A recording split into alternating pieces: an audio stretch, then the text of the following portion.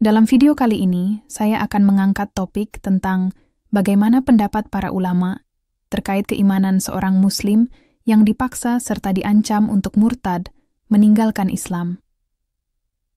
Saya juga akan menyertakan teks asli referensinya dalam video sebagai bahan pertimbangan. Seandainya ada orang kafir yang memaksa seorang Muslim agar meninggalkan agamanya dengan cara mengucapkan perkataan-perkataan kufur, kemudian dia mengucapkannya secara terpaksa, namun hatinya masih tetap dalam kemantapan beriman, maka dia tidak dihukumi kafir berdasarkan nas Al-Quran dan ijma' ulama. Lantas, apakah Muslim yang mengalami keadaan seperti ini lebih baik bersabar menghadapi ancaman dengan tidak mengatakan kalimat-kalimat kufur atau mengikuti orang yang mengancam agar dia bebas dari ancamannya?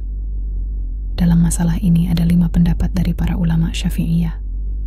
Yang pertama dan yang syahih, bahwa dalam keadaan semacam ini, seorang Muslim lebih baik bersabar menghadapi kematian daripada mengucapkan kalimat kufur.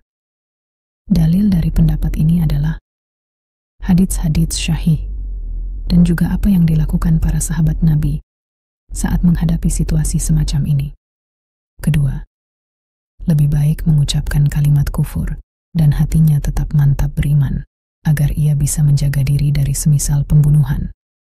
Ketiga, jika dalam keselamatannya terdapat kemaslahatan kaum muslimin, seperti dakwah yang masih bisa ditegakkan, atau pengaruhnya dalam menghadapi musuh-musuh Islam, maka lebih baik dia mengatakan kalimat kufur dan hatinya mantap beriman. Namun, jika tidak demikian maka dia lebih baik bersabar menghadapi ancamannya. Keempat, jika dia adalah ulama atau figur yang menjadi panutan publik, maka lebih baik bersabar menghadapi ancaman agar orang-orang awam tidak terjerumus. Kelima, wajib baginya untuk mengucapkan kalimat kufur berdasarkan firman Allah, dan janganlah kamu menjatuhkan dirimu sendiri ke dalam kebinasaan. Perlu diketahui, pendapat kelima ini sangat lemah sekali. Itulah 5 pendapat ulama tentang seorang Muslim yang mendapatkan ancaman untuk meninggalkan agamanya, sebagaimana dijelaskan oleh Imam Nawawi dalam kitab Adskar. Semoga bermanfaat.